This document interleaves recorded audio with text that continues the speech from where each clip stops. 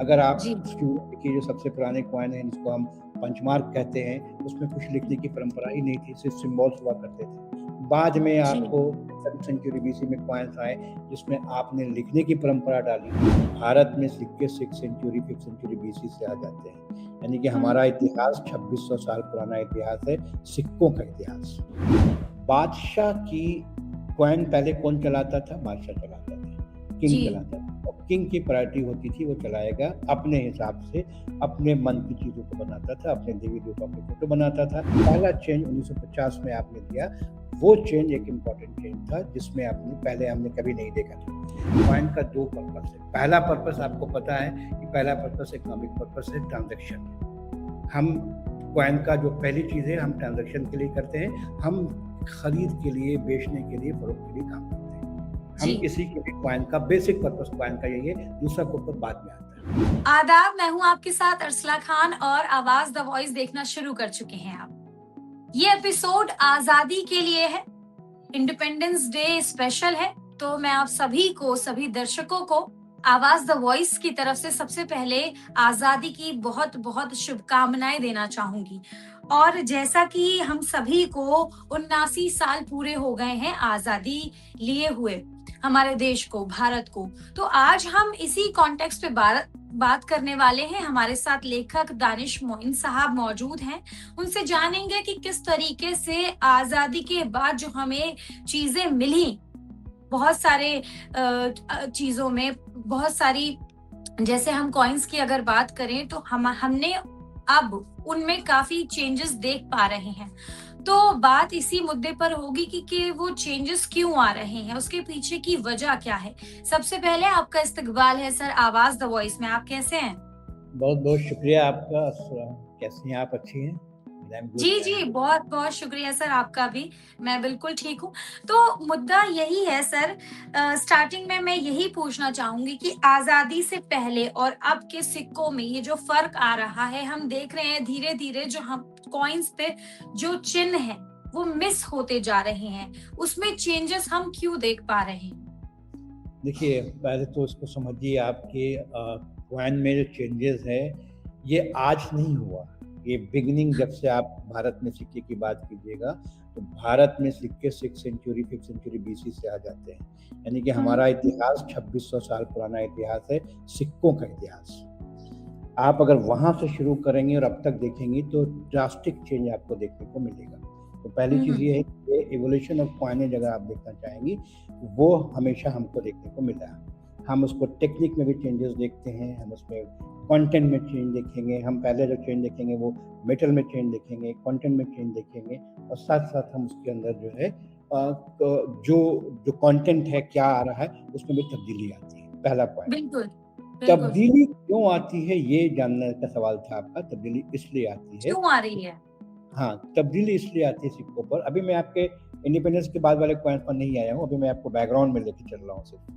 तो ठीक जब है, तब्दीली बिल्कुल। की बात करते हैं आप, तो हम कहते हैं कि क्यों आती है चेंज, ये आपका सवाल है, इसको मैं एड्रेस करता हुँ, हूँ। बादशाह की कॉइन पहले कौन चलाता था? बादशाह चलाता था, किंग जी। चलाता था। और किंग की प्रायोरिटी होती थी वो चलाएगा अपने हिसाब से, अपने मन की चीज़ों को बनाता था, अपने देवी देवताओं की फोटो बनाता था, अपने हिसाब से वो उसमें वो अपने नाम लिखता था, अपने नाम के टाइटल लगाते थे।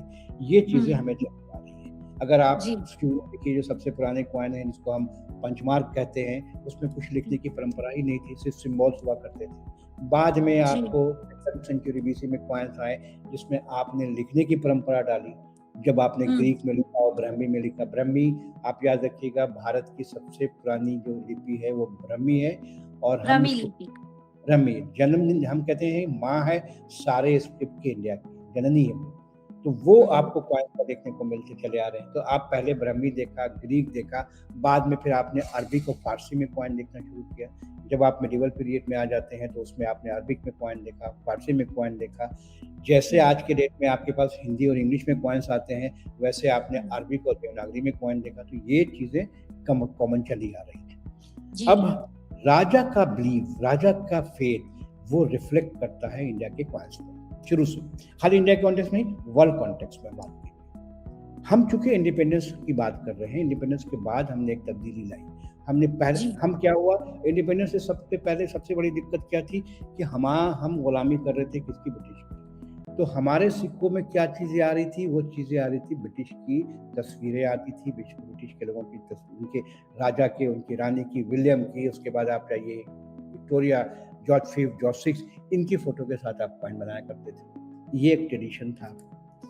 अब आपका इंडिपेंडेंस के बाद आपने अपनी हुकूमत बनाई, इंडिपेंडेंस हो गए, आपने एक रिपब्लिक ऑफ इंडिया बनाया और आपकी थिंकिंग डेवलप हो गई दूसरे अंदाज में। अब हम किसी की फ़ोटो नहीं बनाएँगे, किसी राजा की फ़ोटो नहीं बनाएँगे। कुछ दिन तो हमने उनकी फ़ोटो रखी, मगर पहला सीरीज़ जो हमने 3 साल 4 साल के बाद 51-50 में जब हमने कॉइन निकाला अपना, उसमें पहली तब्दीली जो हमने की, वो तब्दीली इसलिए की कि हमने उनका नाम, उनकी फ़ोटो हटा दी। जॉर्ज VI तो की फ़ोटो ये कौन से सन में आप स्पेसिफाई करेंगे? कौन 1950 के 1950 में पहला चेंज जो आया वो 1950 में आया। इंडिपेंडेंस की बात कर रहे हैं, ठीक है? इंडिपेंडेंस, हाँ हाँ, हाँ पहला चेंज 1950 में आपने दिया, वो चेंज एक इम्पोर्टेंट चेंज था जिसमें पहले हमने कभी नहीं देखा था। जी। इसमें क्या फ़र्क आ गया? इसमें ये किया कि आपने उनकी उसको डिस्कार्ड किया और डिस्कार्ड करने के बाद आपने अपना एम्ब्लेम लाया कि मेरा एम्ब्लेम आएगा, मेरा अशोक जिसको नेशनल एम्ब्लेम अशोक चक्र। अशोक चक्र, उसको हमने अपना एम्ब्लेम बनाया, उसको परमानेंटली हमने अपने सिक्के पर डालना शुरू किया। हाँ। और फिर हमने अपना भारत लिखा हिंदी में, फिर इंडिया लिखा, ये तब्दीली हमने पहली तब्दीली लाई। और इस तब्दीली से जो चीज़ें आती गई, उसके बाद ग्रेजुअल और चेंज हुआ। दूसरी अगर तब्दीली आपको समझना है तो एक और तब्दीली बहुत बड़ी हमने हिंदुस्तान के कॉइन्स में आई, इंडिपेंडेंस के बाद की आप बात कर रहे हैं। तो इंडिपेंडेंस के बाद जो दूसरी बड़ी तब्दीली आई वो ये आई कि पहले जो रुपए चलते थे वो 1 रुपया, 8 आना, 4 आना, 2 आना, 1 आना, ये चला करते थे। पहले ब्रिटिश पीरियड में आपको चांदी के भी सिक्के चला करते थे, चांदी के चलते थे, कॉपर के चलते थे। हमने ब्रिटिश के बाद जब अपने सिक्के चलाए तो ये चांदी के सिक्के हम नहीं चलाते थे, हमारे यहाँ वो चांदी की सिक्के का रिवाज खत्म हो गया। हमने अपने मेटल में क्या चीज़ लाया? हमने एक मेटल में नया मेटल लाया, ब्रोंज के कॉइन, कॉपर निकल के कॉइन्स निकालने लगे, फिर बाद में वो ये तो आप मटेरियल चेंज बता रहे हैं। वो चेंज हो गया। अब कंटेंट में एक जो बड़ा मेजर चेंज लाया, जो 8 आना, 1 रुपया जो था वो खत्म करके डिसिमल सिस्टम पर बात की गई। डिसिमल सिस्टम का मतलब ये हुआ कि आपने ये बताया कि 100 पैसे का 16 आना नहीं, 100 पैसे के बराबर आपका 1 रुपया होगा। ये एक नई चीज आई फिर आपके पास। इसमें आपने क्या लिखा? अपने सिक्के पर लिखना शुरू किया नया पैसा, 5 नए पैसे, 20 नए और पैसे। धान की फोटो कई बार हमने, जितना मुझे याद है, उस पर आ रहे हैं। उस पर दूसरा कंटेंट चेंज मैंने बताया आपको कि हमने नए पैसे का कंसेप्ट लाया। नए पैसे का कंसेप्ट इससे आया कि जब हमने 100 पैसा को 1 रुपये बनाया, ये हमेशा नहीं रहा, ये एक 5 साल 7 साल तक चलाया गया। फिर बाद में नया पैसा हट के सिर्फ पैसा हो गया। जब आपने कॉइन लिखा होगा बचपन में अपने, तो पैसा लिखा होता है 5-50 पैसा, 2 पैसा। हाँ सर।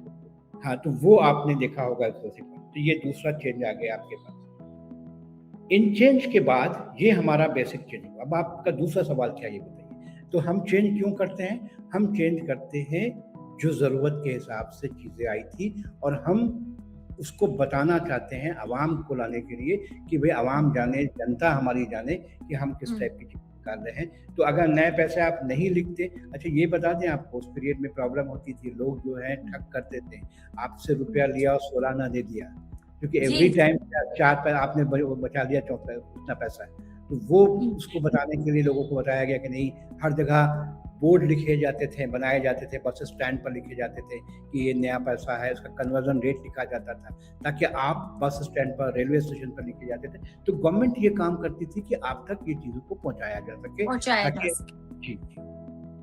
तो ये जो चेंज, मैं दानिश सर, मैं ये समझना चाह रही थी, ये जो टाइम रहते रहते चेंज आया, वो टाइम के अकॉर्डिंग आया, जेनरेशन के हिसाब से आया, जो जिसका शासन था, जो चीजें रूल कर रही थी, उस हिसाब से चेंजेस होते गए। मगर यहाँ समझने वाली बात ये है कि किसी का भी परसेप्शन क्या है कि अगर पुराने डिजाइन खत्म हो रहे हैं, बेसिकली हमारी कॉन्वर्सेशन भी उसी पर ही है कि क्या आजादी के बाद जो हमें चीजें मिली, उसको विरासत में कह लीजिए, सिक्कों पर आई, जो हमारे चिन्ह थे सबसे इम्पोर्टेंट, वो क्यों हटा दिए गए? क्योंकि आने वाली पीढ़ी तो उसी से चीजें समझेगी ना। हम अगर अगर हम देखना चाहें, कंपैरिजन करें किसी भी चीज का कि आजादी से पहले कैसी चीजें थी और अब, तो कहीं ना कहीं वो एक कहते हैं ना, घर में भी अगर कोई चीज खत्म हो रही होती है धीरे धीरे, कहते हैं विरासत को मत खत्म कीजिए। तो ऐसा क्यों हो रहा है? फिर तो आने वाली पीढ़ी के पास ये सारी चीजें पहुंचेंगी ही नहीं। हमने कोई विरासत अपनी खत्म नहीं की है क्वाइन से जी। रिलेटेड। पहली चीज आपको यह समझना होगा कि भारत सरकार या कोई भी गवर्नमेंट है, हमारी इंडिया की जो गवर्नमेंट है, गवर्नमेंट का काम क्या है? कौन निकालता है? क्वाइन निकालता है, सरकार आर निकालती है, ये सरकार की जिम्मेदारी आरबीआई। है, सरकार निकालती है। आरबीआई जी, निकालती है, मिंट आरबीआई का है, जो पेपर करेंसी निकालते हैं, ये गवर्नमेंट ऑफ इंडिया के इसमें आता है। जी, अब गवर्नमेंट। यहाँ पर जो आप बात कर रही हैं, वही बात कर रही हैं, हमने पीरियड ऑफ द टाइम अलग हुँ, अलग चिन्ह को, अलग अलग सिंबल को लाना पड़ता है। जी, ऐसा नहीं है कि एक मोनोटोनस चीज करके आप उठा के छोड़ दीजिएगा। दूसरी इसकी जी, वजह समझिए आप। वजह ये है कि भारतीय कॉइन जो बनते हैं, दुनिया के कहीं भी जो कॉइन बनते हैं, कॉइन का दो पर्पस है। पहला पर्पस आपको पता है कि पहला पर्पस इकोनॉमिक पर्पस है, ट्रांजैक्शन है। हम कॉइन का जो पहली चीज है, हम ट्रांजैक्शन के लिए करते हैं, हम खरीद के लिए, बेचने के लिए, फरोख्त के लिए काम करते हैं। हम जी, इसी के लिए कॉइन का बेसिक पर्पस कॉइन का यही है, दूसरा पर्पस बाद में आता है। लेकिन हुँ, चूंकि ये एक ऐसा माध्यम, एक ऐसा मीडियम है जो हजारों, लाखों, करोड़ लोगों के हाथ में जाता है, हाँ, तो why don't you use it as for your own publication, अपनी पब्लिसिटी। पब्लिसिटी का भी ये काम करता था, ये शुरुआत से। तो आपका जो कॉइन बन रहा है, आप मैसेज भी दे रहे हैं समाज को। हुँ, मैसेज क्या देना चाहते हैं आप?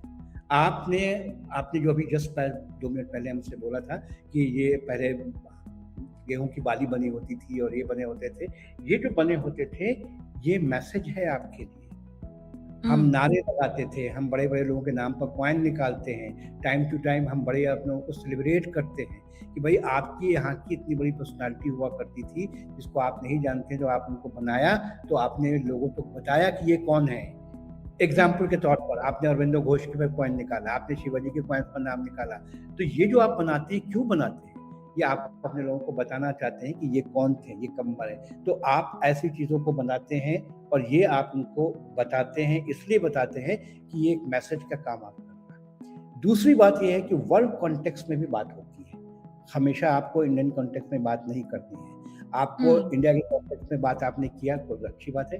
कभी-कभी आप वर्ल्ड कॉन्टेक्स्ट में भी बात करते हैं। आपको मैंने जी, बताया था, आपने पूछा था, अक्सर कॉइन ऐसे मिलते थे जिसमें लिखा गया है, उसको हम एक खास टाइप का कॉइन बोलते हैं, कॉमेरेटिव कॉइन्स। कॉमेरेटिव कॉइन्स का मतलब ये हुआ कि हम ऐसे कॉइन्स की बात करते हैं जो खास हुँ, ओकेजन पर निकाला जाता है। उसमें जैसे मैं आपको बताएँ, आप 1972 के कॉइन्स को याद आप कभी देखिएगा, मौका मिले देखिएगा, उसमें खाद्य तथा कृषि संगठन करके लिखा हुआ रहा। हुँ, आप खाद्य और कृषि संगठन के नाम पर कॉइन निकाल रहे हैं, वो बताना चाह रहे हैं। आपने जी, 1975 में कॉइन निकाला जिसमें पंडित नेहरू को निकाला, उनका 75वां 1975 जब उनका 75 जब उनका हो गया, तो उनके नाम पर आपने कॉइन निकाल दिया। आपने हुँ, दूसरा कॉइन निकाला, फूड फॉर ऑल। आपको याद होगा, हम दो हमारे दो।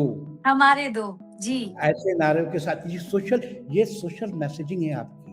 हम हुँ, चाहते हैं कि इसको बढ़ावा मिले। मतलब ये है कि आपने एक खास ओकेज़न पर डेट फिक्स किया कि भाई हम इस पर निकालेंगे। तो उसमें 2 चीज़ों का पर्पस होता है। हम एक सेलिब्रेट करते हैं किसी आदमी को, किसी के बर्थ हुँ, एनिवर्सरी, किसी के डेथ एनिवर्सरी है, किसी को हम सेलिब्रेट करते हैं, उस आदमी को और उस पर्सनैलिटी को। और दूसरा सोशल मैसेज देने की हम कोशिश करते हैं। सोशल मैसेज का मतलब ये हुआ कि आपने वो चीज़ों को बात लाना है सामने जो आप देश चाहता है, जिस पर देश काम कर रहा है, जिस पर देश बढ़ावा हाँ, चाहता है, या कोई ऐसी एक्टिविटी देश कर रहा है जो आपको चाहता है कि आप हम एक काम कर रहे हैं। जैसे एग्ज़ाम्पल के तौर पर मैं आपको बता दिया, मैंने बताया था आपको कि खाद्य तथा कृषि संगठन, हमने उस हाँ, पीरियड में 1972 में हमारा मेन टारगेट था कि कैसे अपनी प्रोडक्शन को बढ़ाएँगे, अपनी खेती की हुँ, प्रोडक्शन को बढ़ाएँ, खाद को कैसे ये किया जाए, तो हमने उसके हिसाब से किया। फूड फॉर ऑल करके हमने उस वक़्त निकाला। ये सब पुरानी बातें हैं, आज हम नहीं कर रहे हैं। फूड फॉर ऑल की ज़रूरत उस वक़्त थी, गवर्नमेंट, इसका मतलब है सरकार इसके लिए बाध्य है काम करने के लिए। वो कोशिश कर रही है, हम सबके लिए लाएँगे, जो है वो आपका फूड फॉर ऑल। तो दानिश साहब, जैसे आपने कहा कि अब हम ये नहीं कर रहे हैं, पहले किसी भी नैरेटिव को हम अगर फैलाना है, किसी भी अवेयरनेस को फैलाना है तो सरकार ऐसे करती थी, पर अब क्यों नहीं हो रही है? मतलब अब नहीं, क्या? हम कर रहे हैं। आपको किसने कहा नहीं कर रहे हैं? हम कंटिन्यू हैं। ये कभी भी खत्म नहीं होने लेकिन वाला है। लेकिन सिक्कों पर अब, जैसे कि मैंने देखा है जितना, तो सिक्कों पर अब थंब का निशान आता है। नॉर्मली आप अगर 2 रुपए हैं तो सबसे 2 बड़ा रुपए ऐसे। जो सबसे बड़ा चेंज क्या हुआ अब आपके यहाँ? आपके यहाँ ये चेंज हो गया कि आज की डेट में हमारे यहाँ कॉइन्स की इस्तेमाल खत्म के बराबर हो चुका है। आज की डेट में आपका 1 रुपया, आपका 50 पैसा खत्म हो गया, 25 पैसा खत्म हो गया, ये सब खत्म हो चुका, क्योंकि आपके इसकी परचेजिंग कैपेसिटी कुछ नहीं है, इसलिए आप यूज़ नहीं करते हैं। ठीक है, नंबर 1। नंबर 2, आपके जो अभी जो 10 रुपये और 20 रुपये के जो सिक्के निकाले गए, उसको आप देखिए। आपको अब आपके 1 रुपये, 2 रुपये के कॉइन में आप देखिएगा तो इंडिया का जो है पहला बना है, मैप, इंडिया का मैप बना हुआ है। तो ऐसी चीज़ें हमने ला के दिया। तो चीज़ें हम लाते रह रहे हैं। हम 10 रुपये और 20 रुपये के सिक्के में चीज़ों को ला रहे हैं, 10 और 20 रुपये के सिक्के में चीज़ों को ला रहे हैं, वो आप इसमें आके देख सकते हैं। ऐसा नहीं कि चीज़ खत्म है। आपको लग रहा है कि मोनोटोनस चीज़ रहेगी, वो कंटिन्यू नहीं रहेगी। आज की डिमांड क्या है, वो आज की डिमांड के हिसाब से सरकार फैसला करेगी। आज की डिमांड में जो ज़रूरत है, जो मैसेज हम देना चाहते हैं, मैसेज देंगे। लेकिन मसला ये हो गया कि पहले हम सब कुछ 2 रुपये में, 1 रुपये में, 50 पैसे में देखते थे, हज़ारों हज़ार की तादाद में कॉइन्स मिलते थे। अब कॉइन्स है नहीं, हम यूपीआई से पेमेंट कर रहे हैं, हम उससे पेमेंट कर रहे हैं। अच्छा दानिश साहब, इसके साथ साथ जैसे आप बता रहे हैं मुझे कि पर्पसली हम इसको चेंजेस करते हैं, क्योंकि सरकार को अगर कोई भी चीज, हम अलग अलग चीजों को, अलग अलग सन को, आपने बताया कैसे हमने कोई चीज सेलिब्रेट करनी है, तब हमने कॉइन्स में चेंजेस लाए। तो क्या इसके साथ साथ हमें अगर कोई अवेयरनेस करनी है, उसके साथ साथ क्या इसकी कीमत में भी, मतलब जब ये मटेरियल इसमें ऐड होता है तो उसकी कीमत में भी बदलाव होता है उन सबको? ये सवाल आपका बहुत अच्छा, इंटरेस्टिंग सवाल है। देखिए, 2 चीज़ों को समझना होगा कि जब सरकार कॉइन चलाती है, 1 रुपये का, 5 रुपये का, अभी जो चल रहा है 5 रुपये का है या 10 रुपये का है या 20 रुपये का, 10-20 रुपए। सिक्के बनाने में एक चीज़ का ख्याल रखना ज़रूरी होता है सरकार को, गवर्नमेंट को, या जो भी अथॉरिटी चलाती है, जिसने भी चलाया, उस अथॉरिटी को, कि आपका जो 20 पैसे का कंटेंट है, जो मेटल आपने यूज़ किया 20 पैसे का या 20 रुपये का, उसकी प्राइस 20 रुपए से ज्यादा नहीं होनी चाहिए। हाँ, अगर आपने यही मैं समझना चाह रही थी। 20 रुपए की चीज को आप 25 रुपए में बनाएंगे, मेटल आपका 25 रुपए का है और वैल्यू 20 रुपए की है, तो लोग क्या करेंगे, ये लोग उसको बिल्ड करके 25 पैसा का 5 रुपए कमाएंगे। ये हो चुका है भारत में। ये 70s वगैरह की बात है। एक कॉइन निकाला था लोटस के साथ, और एक था उसमें गांधी जी की फोटो थी, उसके साथ यही हुआ था। 20 पैसे के सिक्के बने थे और 20 पैसे के सिक्के को गोल्ड स्मिथ के यहाँ लोग जाके बदलते थे। मान लीजिए कि 1 रुपया दिया तो उसके बदले वो 1 रुपया 10 पैसा देते थे और वो गलाते थे। तो मालूम हुआ कि उसका जो कंटेंट ऑफ पीतल है वो ज्यादा है। तो ये जरूरी है, सरकार को ध्यान रखना चाहिए कि मेरा जो मेटल का कॉस्ट है, जो मेटल जो लगा हुआ है, वो हमारे परचेजिंग कैपेसिटी से ज्यादा नहीं होना चाहिए, मतलब 20%। अभी मतलब कहने का मतलब है, पैसों को बनाने में भी सेम पैसे का ही यूज होता है। अगर वो 20 रुपए का सिक्का है तो उसमें 20, मतलब उससे ज्यादा नहीं होना चाहिए। नहीं होना चाहिए। हाँ, आपकी कॉस्ट कितनी, वो मैं बोल रहा हूँ, मैं सरकार की कॉस्ट की बात नहीं कर रहा हूँ। मैं बोल रहा हूँ कि मेटल जो आपने जो मेटल आपने मुझे दिया कि ये मेटल है आपके पास, उसको, उसकी मेटल की वैल्यू 20 रुपए से ज्यादा नहीं होनी चाहिए। अगर 20 रुपए का सिक्का, 1 रुपए का सिक्का, 1 रुपए का। आपको याद होगा, अभी कुछ दिन पहले, 15-20 साल पुरानी बात है ये, आपको नहीं होगा आपको याद, अपना 1 रुपए का सिक्का बांग्लादेश जा रहा था और उसको वो गला करके ब्लेड बनाने का काम कर रहे। स्टील का सिक्का था हमारा, बहुत न्यूज़पेपर में भी आया था, ये बहुत पुरानी बात है। ये चीजें हो रही थी कि हमारे पैसे, न्यूज़पेपर की रिपोर्ट है, और इसमें ये जो चीजें हैं, क्योंकि वो उनको कॉस्ट सस्ता पड़ रहा था ये 1 रुपए के साथ जी। अच्छा, इसके अलावा मैं ये जानना चाह रही थी कि आने वाले टाइम में जो सिक्के आएंगे तो उस पे हमें क्या कुछ संदेश देखने को मिलेंगे और क्या कुछ बदलाव होंगे, और इसी के साथ ये जानना चाह रही थी उसमें जो नैरेटिव होगा युवा पीढ़ी के लिए या सारे लोगों के लिए, तो वो क्योंकि हम इंटरनेशनल लेवल पर सिक्कों को देखते हैं, अभी तो हम नॉर्मली बात कर रहे हैं, लेकिन जो मैसेज होता है वो इंटरनेशनली सरकार का जाता है, तो उसमें क्या कुछ चेंजेस होने वाले हैं? ये आज की डेट में मेरे जैसा आदमी तो नहीं बता सकता कि I am not a government policies maker कि हम यहाँ बैठ के पॉलिसी बना फिर रहे हैं। आप कोई मतलब कुछ पॉइंट ऑफ व्यू तो कुछ तो आपको ये लग रहा ये होगा ना? ये जो चीजें हैं वो जो उसकी एक बड़ी राइट बात है, उसकी एक कमेटी होती है। तो एक आदमी जाके नहीं बोला कि मैंने आज कहा बन जाएगा। एक बड़ी जी, जी। कमेटी होती है, डिस्कशन होता हुँ। है, डिस्कशन के बाद नारे लिखे जाते हैं, स्लोगन लिखे जाते हैं कि ये स्लोगन होगा। स्लोगन की साइज देखा जाता है कि बहुत लंबा स्लोगन लिखिए तो कहाँ पर जगह हाँ। है, जो स्पेस है उसमें कितनी बातें लिखिएगा आप। तो वो सारी चीज़ें डिस्कस करने के बाद फिर गवर्नमेंट को ये सोचना है कि भाई क्या चीज़ अभी रिक्वायरमेंट है। आप एक मिनट मुझे वो आप एक जस्ट सेकंड में आपको एक चीज़ दिखाना चाहता हूँ। अभी बिल्कुल, मेरे बिल्कुल पास दिखाइए। वो देखिए अभी जो आज के सिक्के हैं मैं उस पर आपको थोड़ा-सा बात करूँ। अभी जो 20 रुपए का सिक्के हैं जो चल रहे हैं मार्केट में, जो 2026 का चलाया हुआ है, मैं उसको आप ऐसे देख स्क्रीन पे दिखा दीजिए। हाँ, ये 2026 का है ये। ये जी। इसमें आपने देखा इधर एक साइड में और दूसरे साइड में आप इसमें क्या रहा है, इसमें कुछ नहीं, एक नई चीज़ आपने दिया था जो आपने अपने रुपए का चिन्ह को बनाया था र लिख करके कट किया था। तो ये एक नई चीज़ आपको इस सिक्के पर दिखी, पहले के सिक्के में नहीं मिलेगा क्योंकि नया डेवलपमेंट लाया आपने। दूसरी तरफ जो हमारा एम्बलम है वो आउट एज इट इज है, जिसमें आपने देखा थे, आपने कहा एम्बलम नहीं आ रहा, आप देख लीजिए हम 2026 के सिक्के को आपको दिखा रहे हैं। जी, जी। 2026 में आपको नेशनल एम्बलम आ रहा है इंडिया भारत। इसमें सिर्फ 20 रुपए लिखा गया है और इसमें एक डिजाइन बनाई गई है। वो डिजाइन एक बड़ा इंटरेस्टिंग डिजाइन है। डिजाइन भी जो बनती है वो भी ऐसे नहीं बनती है कि कुछ भी बना दीजिएगा। उसमें भी बहुत लंबी सोच होती है।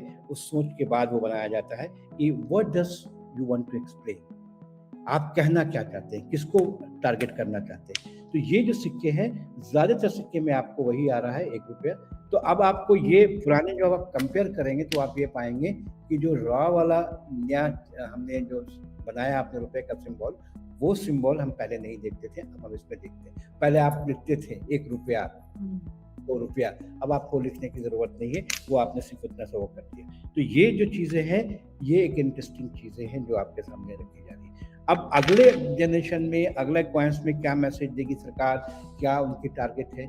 अभी दिक्कत सिर्फ़ सबसे बड़ी क्या हो गई है, दिक्कत ये है कि अब हम कॉइन्स का यूज़ ही नहीं कर रहे हैं। यूज़ नहीं कर हमारे कॉइन्स का यूज़ इतना कम हो गया है कि आप खुद देखिए कि आप मार्केट में निकलती हैं, कितनी बार आपकी पॉकेट में पैसे कितने रहते हैं लोगों के पास? नहीं रहते पैसे। मतलब 10 रुपया, 20 रुपया पॉकेट में रहने के लिए आप लोग नहीं रहते हैं लोगों के पास, क्योंकि उनको ज़रूरत नहीं है, भई मेरे पास मोबाइल है तो मेरा काम हो रहा है। मोबाइल ही आपका पैसा बन चुका है। मनी क्या है? मनी आज की डेट का मनी जो है हमारा, ये मोबाइल है, हमारा क्रेडिट कार्ड है। तो मनी का कंसेप्ट भी बहुत इम्पोर्टेंट कंसेप्ट है।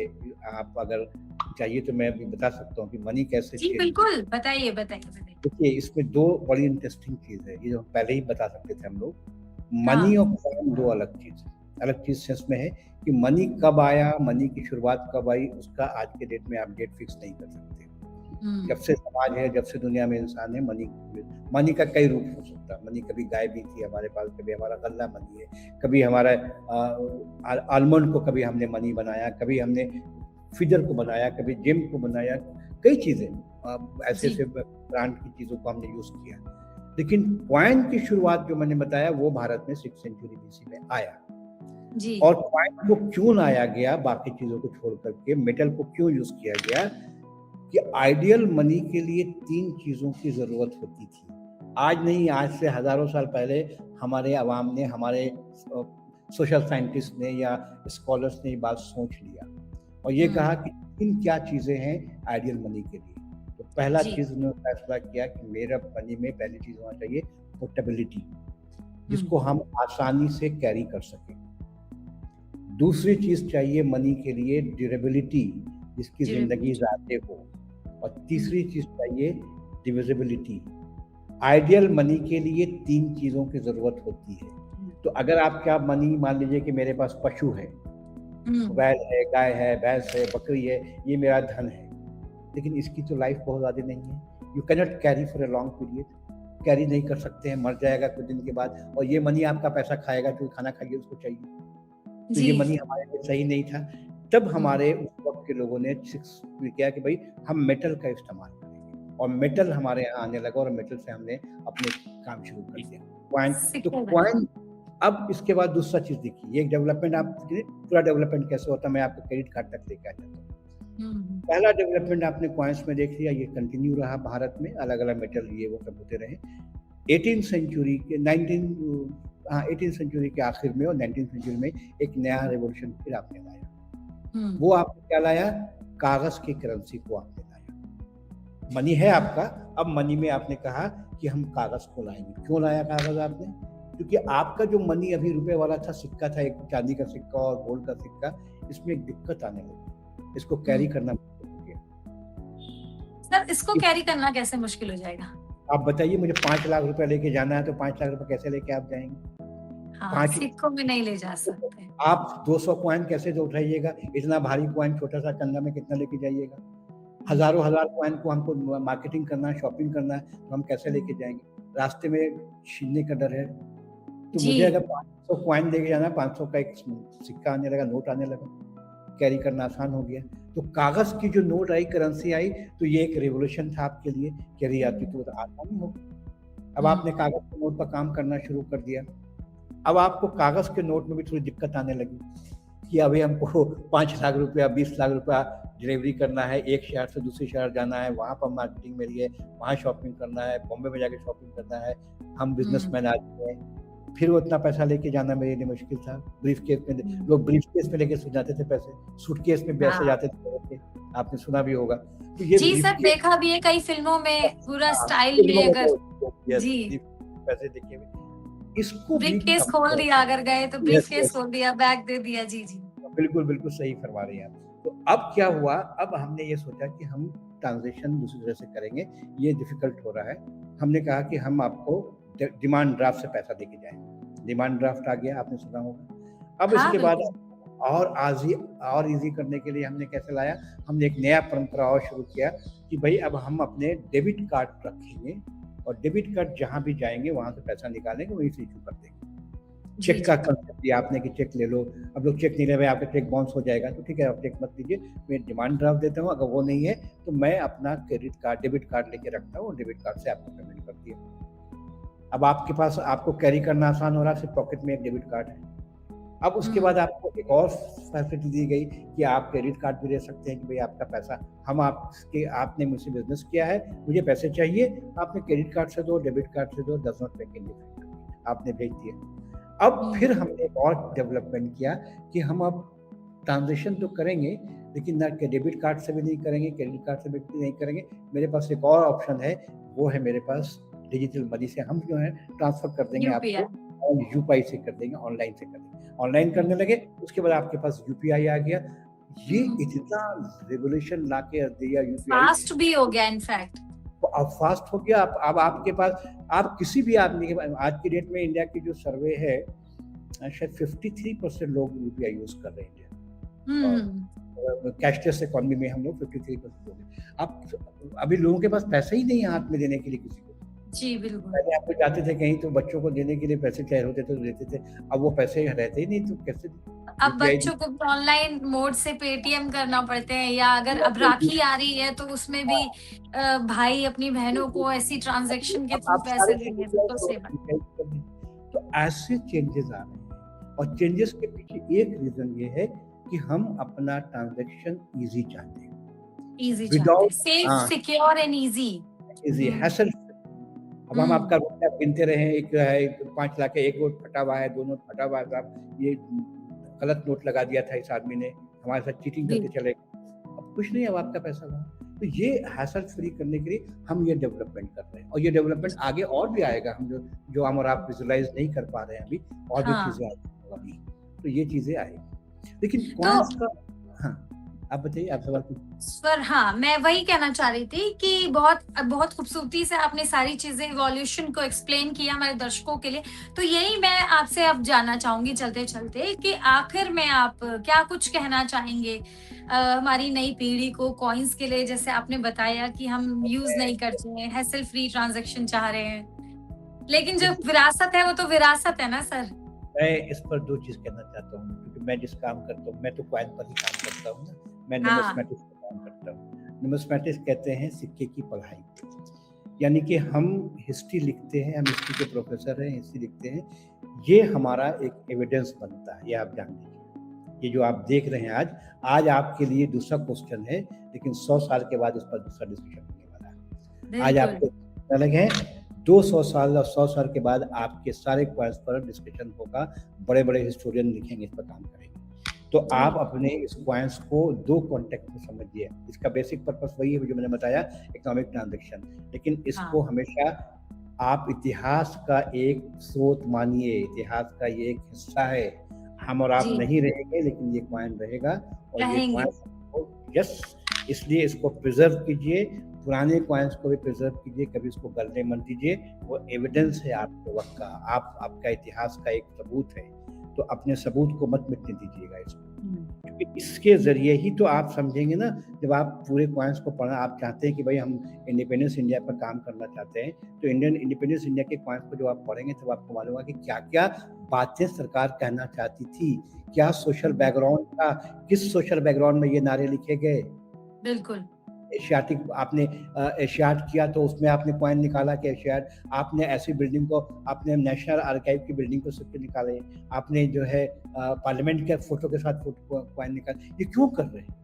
तो जब हुँ, आप एनालाइज़ कीजिएगा 100 साल के बाद इस पर, तो आपकी सोशल हिस्ट्री के बारे में इन्फॉर्मेशन मिलेगी, आपकी इकोनॉमिक हिस्ट्री के बारे में मालूम मिलेगी, आपके कल्चर हिस्ट्री के बारे में मालूम, आपके कल्चर का रिप्रेजेंटेशन आता है कॉइन्स में।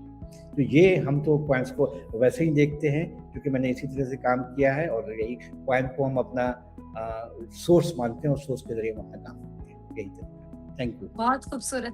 बहुत-बहुत शुक्रिया दानिश सर, आपने अपना कीमती वक़्त दिया और हमारे दर्शकों को बताया कि कैसे इवोल्यूशन ऑफ कॉइन का असली मतलब समझाया।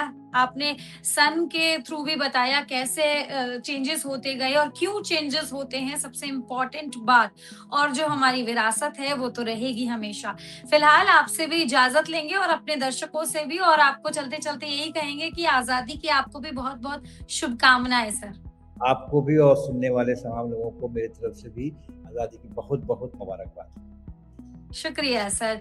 और आप लोगों को ऐसी वीडियोस अगर अच्छी लगे तो आप हमें आवाज़ द वॉइस को सब्सक्राइब कर लें, और आप हमें एक्स, इंस्टाग्राम और फेसबुक पर भी फॉलो कर सकते हैं। हमारी डिफरेंट लैंग्वेजेस में वेबसाइट्स भी हैं, आप वहाँ भी ऐसे आर्टिकल्स रीड कर सकते हैं। आपका शुक्रिया।